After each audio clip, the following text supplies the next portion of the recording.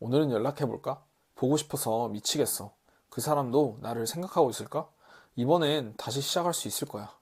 이렇게 마음 졸이며 연락을 망설여 본 적 다들 있으시죠?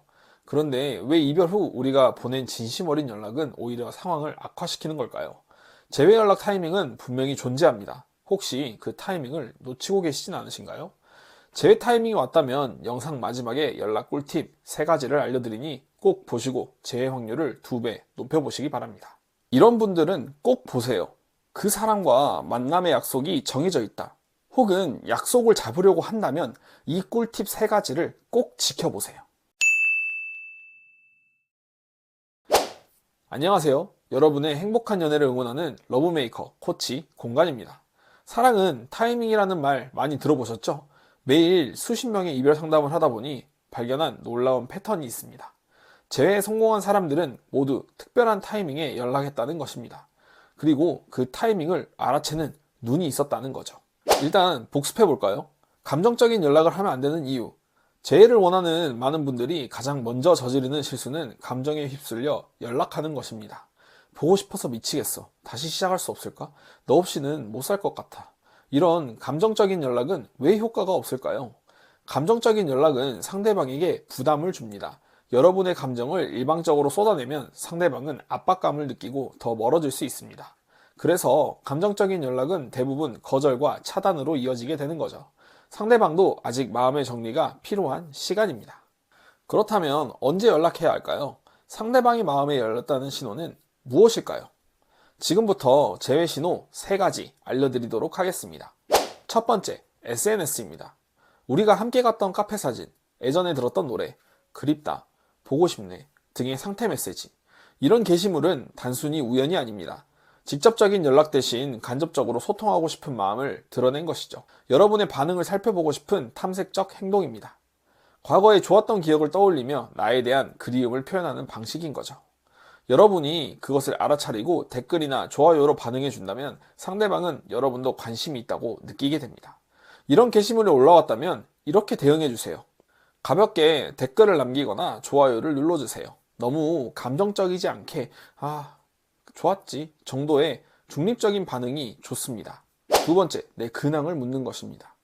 요즘 땡땡 어떻게 지내? 땡땡 요즘 어디 다니는지 알아? 혹시 그 모임에 올까? 직접 연락하기엔 부담스럽지만 당신에 대한 정보를 얻으려고 이런 우회적인 방법을 쓰는 겁니다. 여전히 여러분에게 관심이 있다는 증거죠. 상대방이 이런 행동을 하고 있다는 것은 분명 당신에게 아직 미련이 남아 있다는 겁니다. 정말? 내가 지금 당장 전화해야겠어. 아니요. 우리도 그 친구를 이용하자고요. 친구에게 땡땡이가 나에 대해서 물어봤다고? 그럼 언제 만나서 얘기라도 할까? 라고 자연스럽게 말해보세요. 간접적으로 만남의 기회를 만들 수 있습니다. 대신 잘 이어진다면 사랑의 큐피트 역할을 해준 그 친구에게 밥 정도는 사주세요. 세 번째, 특별한 날에 연락이 오는 겁니다. 생일, 기념일, 명절 같은 특별한 날에 문자나 전화가 오는 경우입니다. 생일 축하해, 잘 지내? 새해 복 많이 받아? 크리스마스 잘 보내? 그냥 단순히 축하해준 것 뿐인데요. 이렇게 답하시는 분들도 계실 겁니다. 진짜 그러세요? 그렇다면 굳이 이렇게 보낼 필요가 있을까요? 이는 분명 단순한 축하 이상의 의미를 담고 있습니다. 특별한 날이라는 것에 상대방이 흔들린 것처럼 나 또한 흔들릴 거라는 생각이 강하게 들었을 겁니다. 그래서 이 핑계로 자연스럽게 연락을 시도해 보려는 거죠. 여러분을 잊지 못했다는 증거이기도 합니다. 더해서 대화를 자연스럽게 시작할 수 있는 대화거리를 상대방이 일부러 만들어냈다고 볼 수 있는 거죠. 특별한 날은 부담 없이 연락할 수 있는 완벽한 기회이기 때문입니다. 이런 연락은 상대방이 여전히 여러분과의 연결을 유지하고 싶다는 중요한 신호입니다. 이렇게 연락이 오면 꼭 이런 분들이 계시더라고요. 왜 축하해 준 거야? 제발 이렇게 하지 마세요. 힘들게 그나마 대화할 거리 하나 찾아서 온 사람한테 이렇게 말하면 갑자기 열리려던 마음의 문을 다시 닫아버리고 숨어버리려고 합니다. 이런 연락이 온다면 이렇게 대응하세요. 감사하다는 메시지와 함께 근황을 간략히 전해보세요. 언제 시간 되면 커피라도 한잔 할래? 와 같은 가벼운 제안을 해보세요. 이런 신호들이 보이면 그때가 바로 연락하기 좋은 타이밍입니다.